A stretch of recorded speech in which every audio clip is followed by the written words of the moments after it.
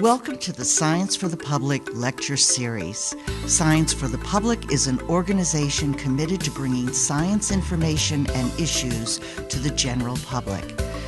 Visit our website for our program listings and blog.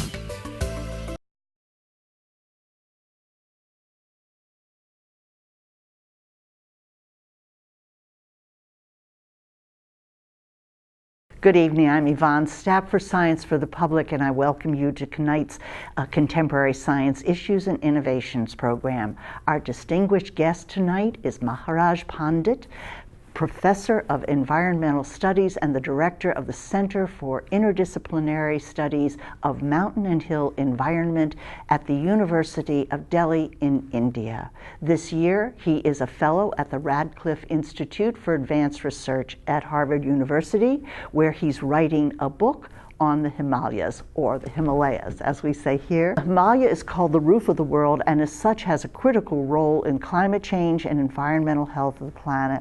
In a single generation, this icon of nature has been assaulted by the combined stresses of climate change and reckless development.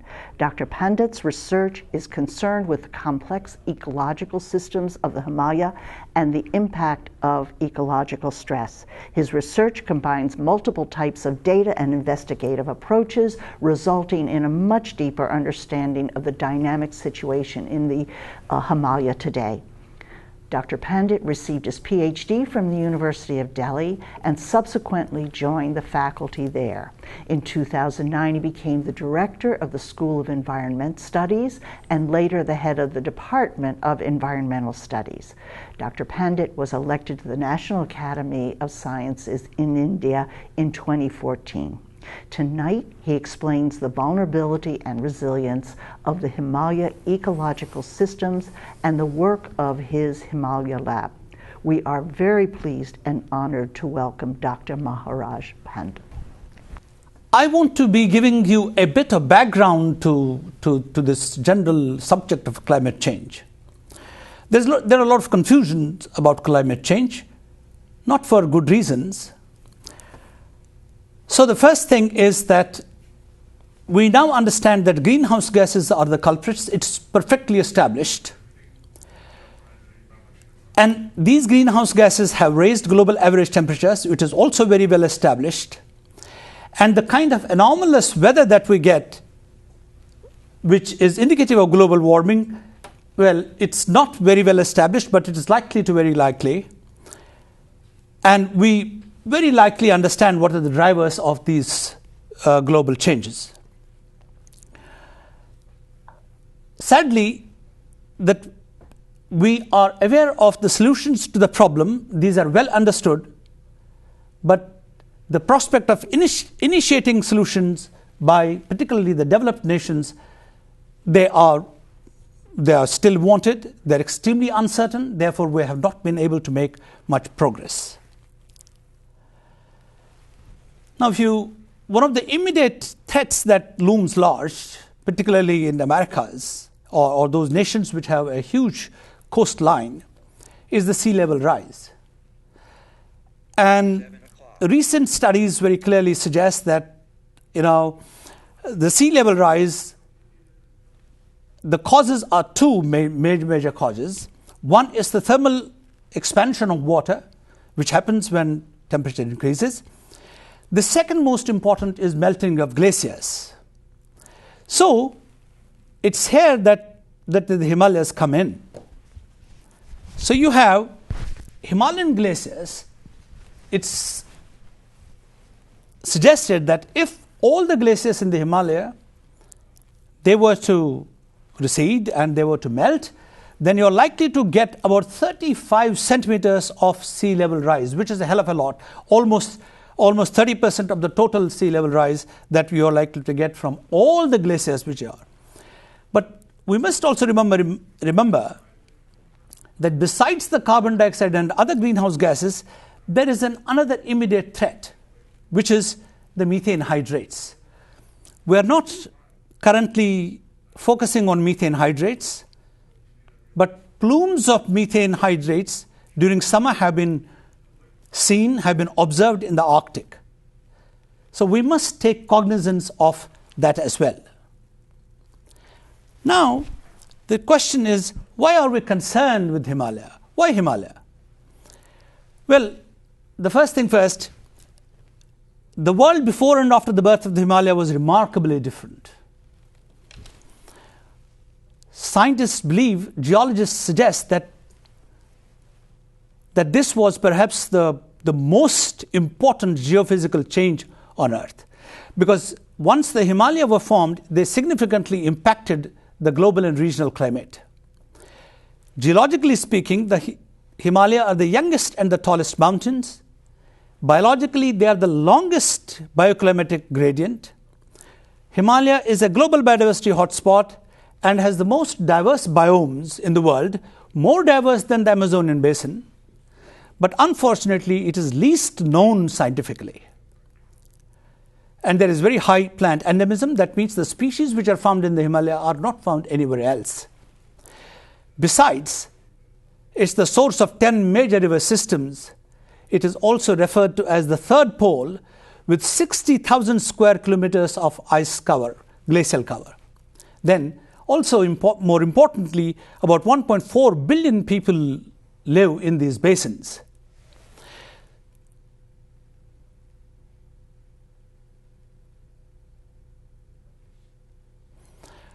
Now, I will briefly tell you something about the birth of the Himalaya. I call it that it was almost serendipitous that India started its journey, if you can see, right here near the Antarctic, and started moving northwards. So, in about 100 odd million years, it made this remarkable journey of 6,400 kilometers to the northeast, and then hit this Eurasian plate here, and that is how the Himalaya were born. Therefore, geologists call it the continent-to-continent collision. So as a result of collision of continents, that's how the Himalaya were born. So roughly about 45 to 50 million years is when the Himalaya were born. Now, what were the results of this upheaval? As I said, that it changed the global climate. A new phenomena of harvesting of water by the monsoons, that means the rains. There were Indian subcontinent before that had not known such rains, so rain started coming. Then the glaciers were formed. Perennial rivers came to being, and then you had these huge, vast Gangetic plains, and after that the humans arrived.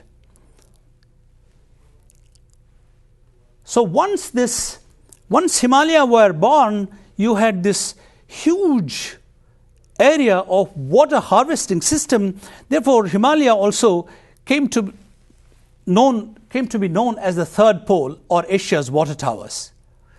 So you have monsoon, you have glaciers, you have perennial rivers coming out of this, and Himalaya plays an extremely important role.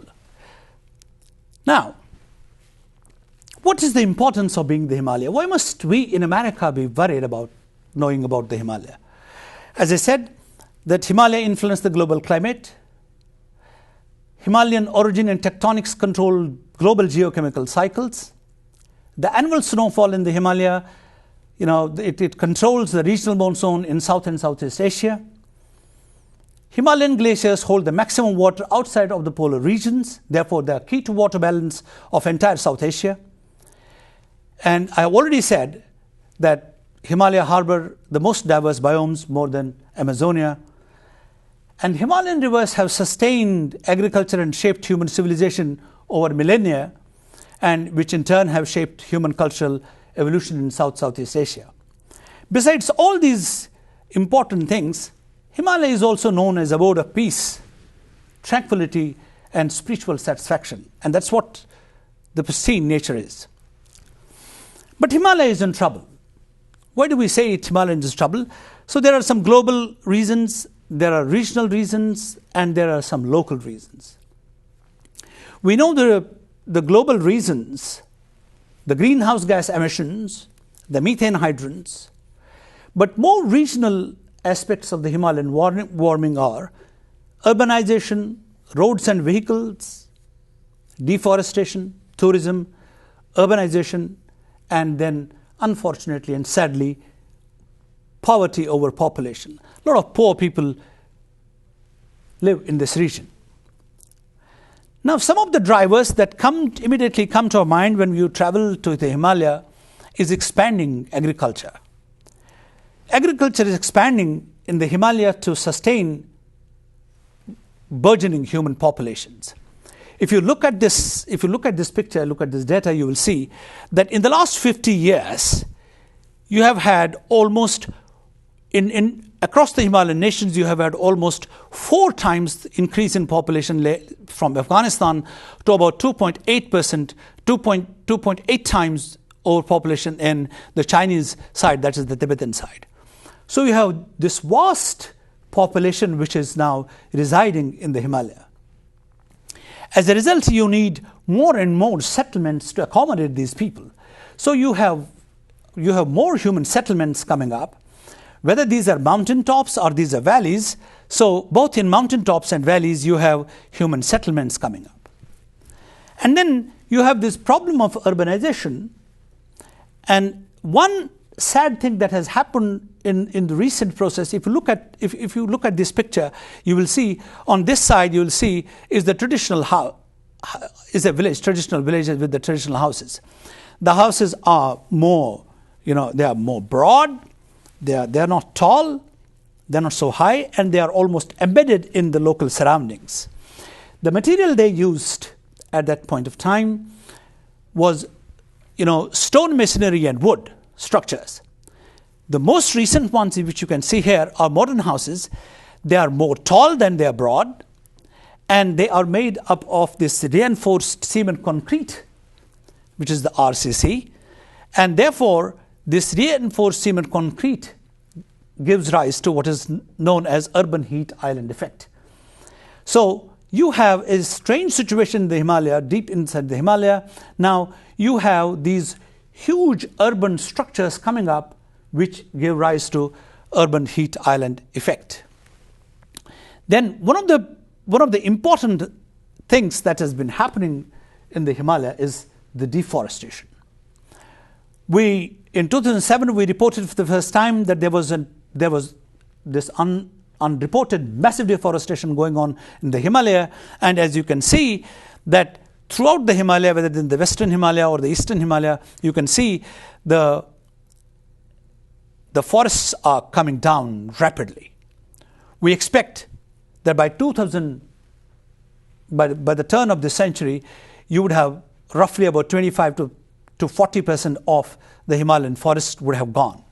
What are the consequences of this deforestation? The consequences of deforestation are, number one, species extinction. So what we found was that the species which are living mostly in the Himalaya, that means the endemic species, 25% of endemic species would go extinct across the taxonomic groups, whether these are plants, whether these are fishes, whether these are amphibians, reptiles, birds, mammals.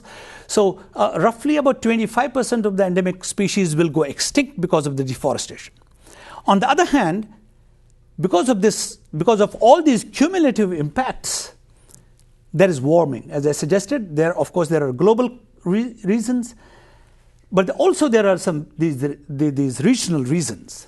And then what we found was that there is, because of this warming scenario in the Himalaya, species are now moving more north because it is getting hotter down at lower elevations. Therefore, most of these species are, as we will see further, we will see ahead, that how most of these species are moving north towards cooler elevations. The other important problem which is facing Himalaya today is almost unprecedented tourism.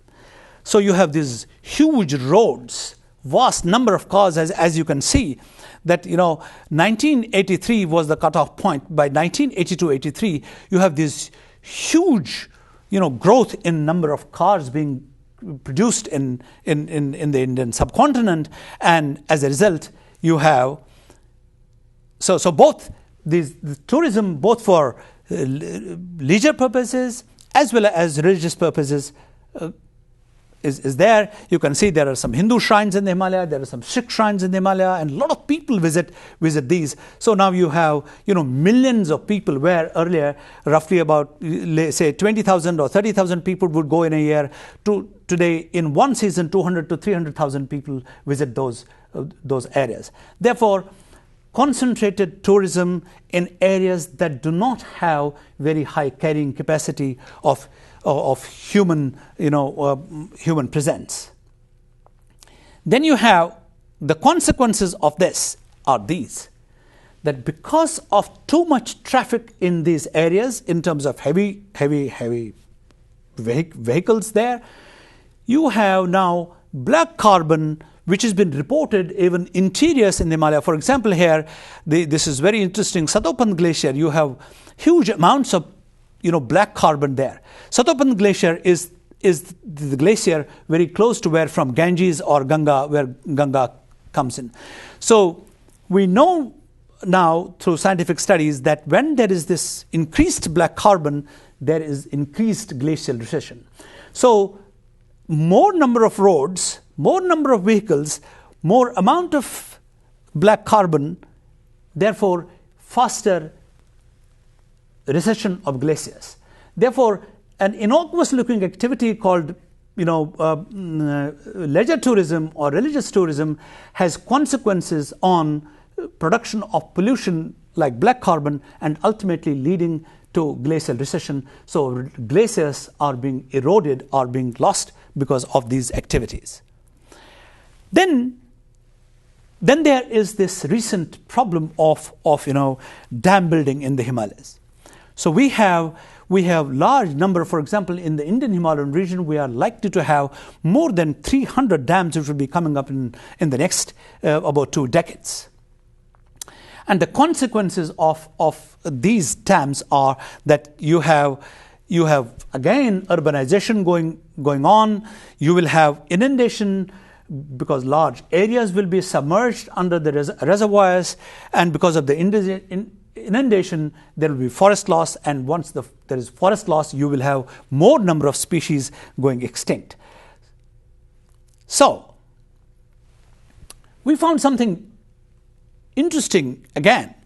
We wanted to know in the Himalaya, where are more number of species, at what elevations were more number of species. And this is how we found whether these are higher plants or whether these are birds or butterfly, mammals, fish.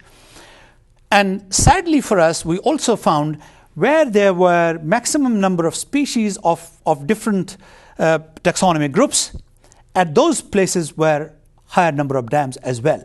So there is this unfortunate overlap between the number of dams and the number of species.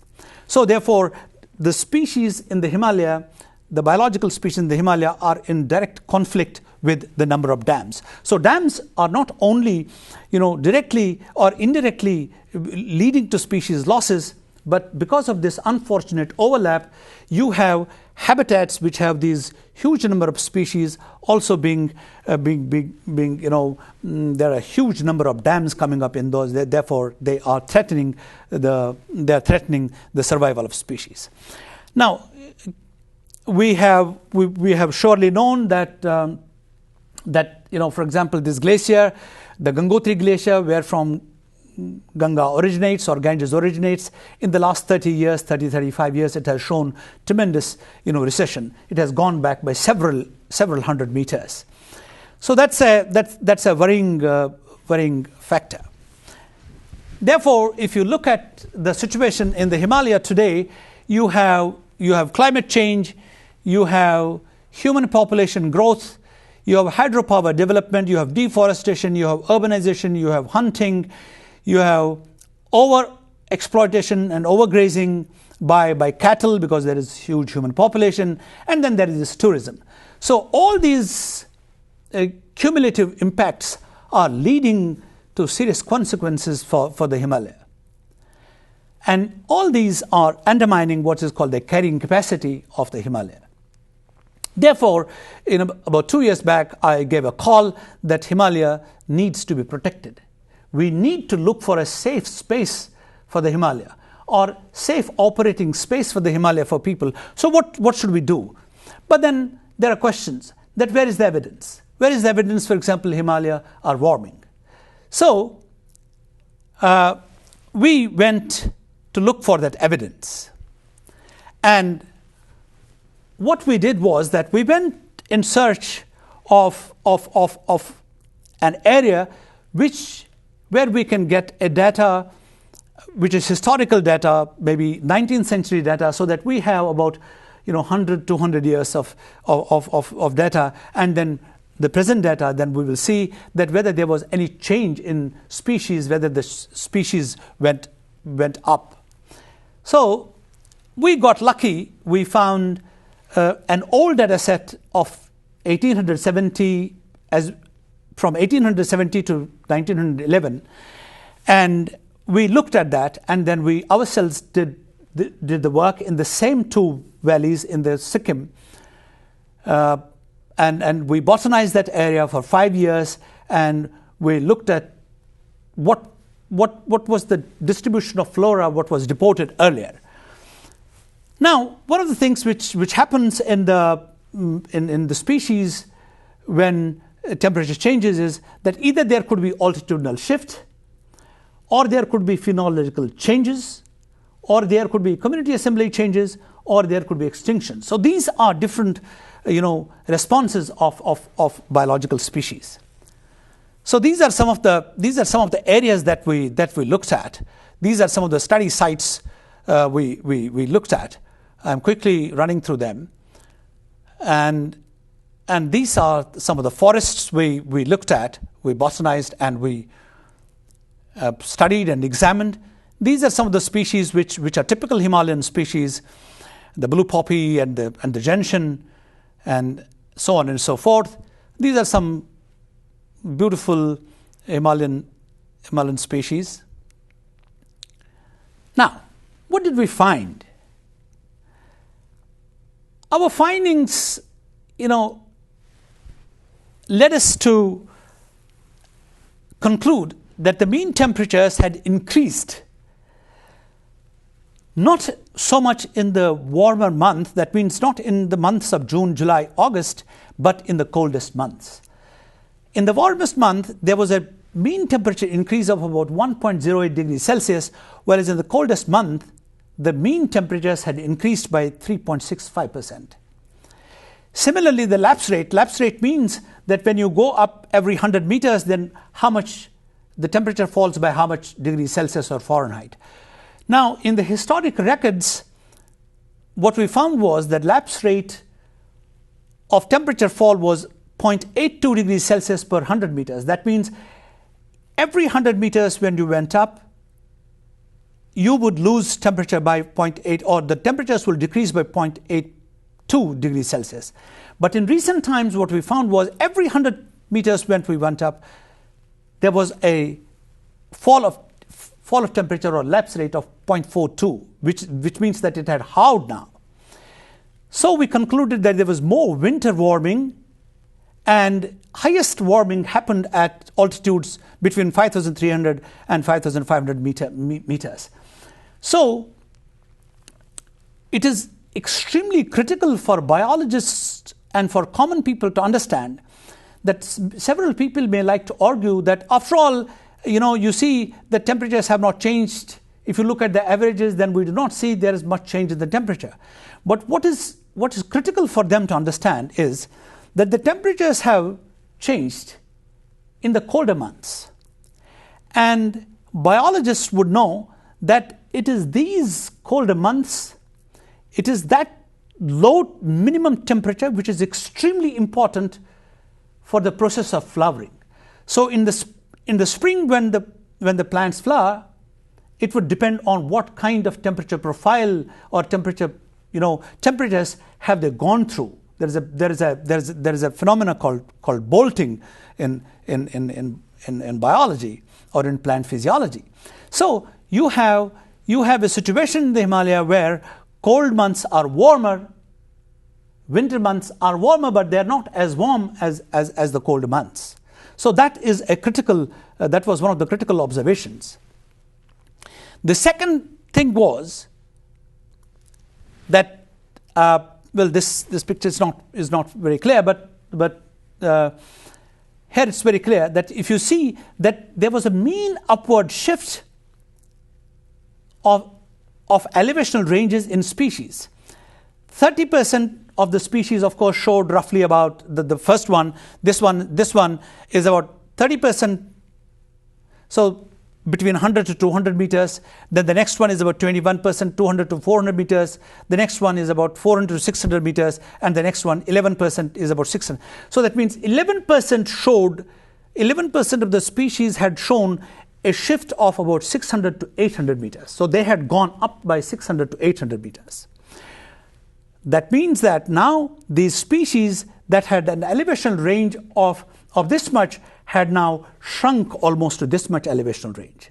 So a species that almost inhabited this much of elevational range now is restricted to only this much. That means its population sizes have shrunk as a result of warming. So same thing here. So if you can see here, if you can see here, again, whether you see the upper margins of the species or the lower margins of the species, this is no change. 0 represents no change. But you see large number of species, these circles as you see here are the species. They represent species. So if you see out of these 124 species that we examined, you will see large majority of their lower margins and upper margins had significantly shifted from their historic ranges. And then the second thing is that even the species richness maximas, that means in the older times, say about 200 years ago or 180 years ago, 150 years ago, large number of species were at lower elevations. Now, the large number of, or maximum number of species, even they are shifting. They have shifted. Two things from this, if you see this graph, two things very clearly. One is that the maxima or the peak of number of species have shifted up by about 200 to 300 meters or more, but more significantly, in recent times, the total number of species per hectare has gone down significantly. So now that means you are losing number of species. So for every hectare of species, you now have lesser number of species. That means that species are going extinct at a very faster rate because of the warming. So these are some of the examples which we looked at, and this is exactly what they showed, where the species had contracted, their ranges had contracted by 50%. For example, Rheum nobile, a very, very important Himalayan plant, has shrunk by it is contracted by 83%. Similarly, other plant which I showed you, Sasuria, has shrunk 64% and others by 63%. So these are some of the species which have shrunk.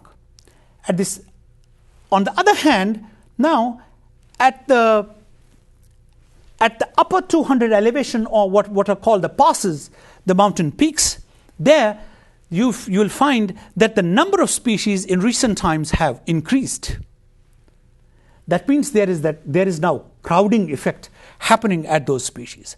So a large number of species which are invasive, which are alien, they are now going up those mountain tops, and the indigenous species are being eroded, are going extinct, and they are being invaded by externals, by exotics. This has resulted in alpine communities because of these high altitudes. As a result of this, alpine communities, which in Himalaya have mostly herbaceous floras, where maximum number of medicinal plant herbs are there, and people use these medicinal plants as the first resource, and also an alternate, health delivery system, they are coming under threat. Those species are getting lost. And alpine meadows in the Himalaya are now being invaded by more shrubby species. So you have rhododendron species, you have salix species, or this willow, small willow, the shrubby willows. They are making incursions into alpine meadows. So my sense is that in future, maybe 20, 30, 40 years, we would have lost most of these beautiful alpine meadows, where if you go in June, July, August, September, you will find these lush green, beautiful, valleys, valleys after valleys, beautiful, flowering meadows. They will have now more of shrublands. They will have only monoculture shrublands, only one type of shrubs. So the herbaceous floras will be replaced by the shrub flora, which will be a sad thing. What does it mean, for example? What does it mean for people? So if in the Himalaya you have the herbaceous flora, you have these alpine meadows being replaced by shrublands, what does it mean for people? Well, as I mentioned, that because of the loss of this herbaceous flora or these alpine meadows, the first resource, that means people go into these areas, they harvest, for example, medicinal plants or mushrooms and spices, condiments, because Himalaya at these altitudes is full of these species, and people harvest them and get some ready income. And they also use, but because there is no elaborate Western system, or what we call in India allopathic system of medicine there, so you have an alternate healthcare system which comes from these herbaceous medicinal plants. Then in recent times, what we have witnessed in the Himalaya, that there is now, because of the increasing temperatures at higher elevations, you have crop failure. You have the crops are failing. So or communities in the Himalaya have to now advance their sowing season. So they have, in some areas, they have to advance sowing season by a month. And therefore the whole season of crop has significantly shrunk. Similarly, for horticulture, the crops like for example, apple farmers who used to grow apples at lower elevations, now their crops are failing. So their entire economic system has gone topsy-turvy because of these climate changes happening in the Himalaya. Then also, simultaneously, what is happening is that there are also environmental refugees or environmental migrations happening. One example which comes readily to my mind is that in Ladakh, for example, in the high Himalaya, that because of the loss of glaciers, the rivers have dried up, and that's the only source the people have of water. Therefore, they had to migrate from those areas. So they have migrated from those areas. Therefore, these people become environmental refugees. So you have on one side you have massive local level changes or regional level changes happening because of these climate and changes happening in the Himalaya. On the other hand, then we have these large scale changes or global changing that can occur. One thing which I mentioned in the beginning is the sea level rise, for example. So sea level rise is a major problem, and we here in America we need to get concerned about it. And it's not that as if something is happening in the Himalaya, therefore it's very far from our home, therefore we do not know, but we cannot feel disconnected. We need to be aware of the problem, that if the way the Himalayan warming is happening, and also what I just want to pause here for a while and tell you that we not only found that Himalaya, that species were moving up or moving north, but we found that Himalaya is when we compared it with literature, in literature with other mountain ranges, we found that Himalaya was the most warm mountain in the world. The level of warming, the level of temperature change was significantly higher in the Himalaya. Understandably so, because the mountain range is very close to the tropics. It's tropics, very, very close to the equator. Therefore, what what happens to the Andes or Alps necessarily doesn't have to happen, because similar kind of global change will have more severe impact on the Himalaya than it may have on Andes and Alps, for example. So if you have higher rates of warming in the Himalaya, you have this global, you have this glacial recession, both because of the local changes, the deforestation, the human developmental problems, whether these are dams, whether these are roads, whether there is too much of tourism. Then there are a number of cars and number of buses and number of trucks that go on. Then you have this carbon pollution problem there. So they will induce changes in glaciers. They will recede, and then you have sea level rise, which will impact everybody, which not necessarily. The second thing, of course, is more warming. But again, going back to a bit more here, this picture that you see here is that of yak. Now, yak has an extremely, keystone role or key role at those elevations. Yak generally is referred to as, by some people, as the truck and the tractor of those population. For example, in Tibet or some parts of Indian Himalayan region.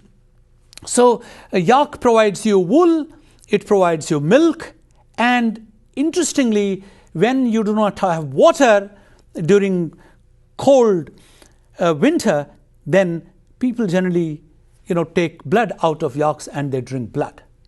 Now, not many people know this, but then it provides you even in that thirsty, dry, cold region, it provides you with its blood. So nothing of yak goes waste. The manure that it gives has high calorific value. People use it to grow crops. So now the problem is, if Himalayan meadows, if the herbaceous species in the Himalaya are lost, the food or the forage or the fodder for this particular yak, this animal is gone. And once that its fodder comes under attack, then this animal will have nothing to eat, because it cannot browse, it cannot eat shrubby plants. It cannot eat shrubs. It's used to eating grasses. Okay, so when the grasses are not there, and once this yak goes from the lives and livelihoods of these populations, a vast number of people will be lost. So therefore, what I call cultural extinctions. So we are at the brink of having or facing cultural extinctions. A whole set of cultures at those elevations will be lost, which will be the saddest thing to do. Then a very interesting phenomena which you see nowadays in the Himalaya, that we call these Himalaya as the water towers, but when you go in the Himalaya, you will see that people carry their water bottles, because either water which is available is not good enough to drink because it is polluted, or there is no water at all because the whatever springs and other things they have dried up. So the water towers have become water scarce. Which is a very, very scary situation for, as I told you, a vast majority of people living in the Himalaya face water shortages. It is not unheard of, for example, in the Himalayan villages, that generally the brunt comes onto women, because it is the women who have to go and fetch water. They sometimes have to walk in search of water 5, 6, 7, 8 kilometers to fetch one pail of water. So for the world, Himalayas may be water towers, but for the local people, sometimes these are dry, desert. So this is a very, very bleak scenario which I have painted for you today. So in conclusion, let me say, notwithstanding the skepticism, the Himalayan ecosystems show definite signs of warming. At the current rate of warming, it is unlikely that the endemic species will get time to unfold adaptive strategies. Therefore, there will be more extinctions. Species range contractions and extinctions will happen because of the small population size. And then there is, as I said, that there is crowding at higher elevations. There are more generalist species and there are more invasive species inhabiting Himalaya now. And then this Himalayan warming could have serious consequences for the people's livelihoods and regional water cycle. Crop growth timings, as I said, have changed, and some communities have even migrated. So what do we do? So what I suggested, that we need to pay heed. This is the time to understand. The political and bureaucratic leadership needs to understand the scientific advice, needs to know that what scientists are saying. Because if you ignore it, you will ignore it at your own peril.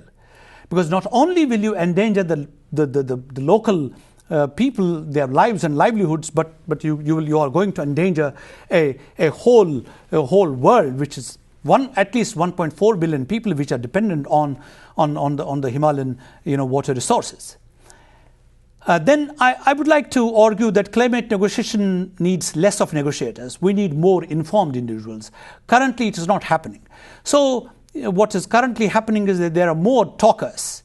There are more people who can speak good English, possibly, and maybe have access to flowery language. But we need more informed individuals to make informed decisions. Then on the part of general public, what I see that their response is between conspiracy of silence and conspiracy of denial. Most of us who know are silent. So therefore we are adding to that conspiracy. And those who know, they deny. Most of them, they deny. Oh, this is not happening. Global warming is not happening. Himalaya are fine. Glaciers are not receding. So deny. So our response currently is we are oscillating between these two responses, or these, therefore, conspiring almost. So the conspiracy of silence and conspiracy of denial, so it will not pay us any dividends. It's going to hurt us. And the soon we realize that there is more to life than merely GDP growth rate.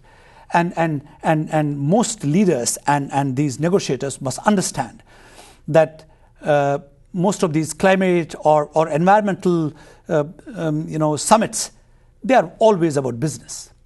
For God's sake, it's not about business always. We're not talking environment. We're always talking how to save businesses. We're not talking how to save this earth. This is the only earth we have. There's no other earth. There's no place to go. So if we destroy it, if we destroy our own home, there'll be no place to go for us. Therefore, these negotiations cannot be long, protracted, endless, and ultimately futile. They need to be focused. For example, one thing that comes to my mind immediately is what happened to this promise of keeping to 2 degrees Celsius of warming. Now they are talking about anywhere between 3 to 5 degrees.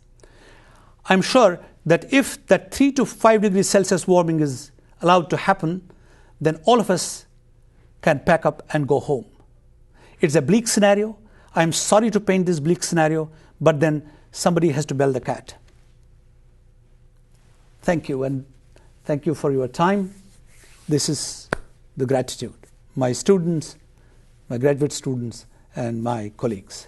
Thank you very much. I'm grateful to Science for the Public for giving me this opportunity to share with you some of my experiences that I have gained over a couple of decades of research in the Himalaya. We call it Himalaya because Him in Sanskrit means snow and Alaya means house, so it's called abode of snow. Here people refer to it as the Himalayas. Well, first up, let me say that I'm of the firm opinion that active practitioners of scientific enterprise have a moral obligation to engage with public for more than one reason. First, lack of real information results in half-baked, semi-quasi truths that end up in public domain and unnecessarily confound simple scientific facts. Second, in absence of experts engaging with public, there is a space for mumbo-jumbos who benefit from the confusion. So, we sadly have more negotiators at the international fora, as you would have realized from the recent Paris summit, and not the real experts go there. The end result of all this confusion is that these declarations at these international fora are nice sounding prose. Paris is a recent example of this. Well, to quote an interesting opening remark of one of such negotiators, and I quote, the gentleman said, "The Paris talks were absolutely a success in that the agreement that was achieved is one that meets all of the requirements of what would be a meaningful foundation for long-term action. But it is only a foundation, so whether the agreement itself is ultimately successful, that is something that can be judged only 10, 20, or even 30 years from now." So one can see that to begin with, the gentleman talks about the success of the agreement, but ends up saying that we would come to know about its success only 30 years from now. Therefore, Paris, in that sense, was not a success, I would term it.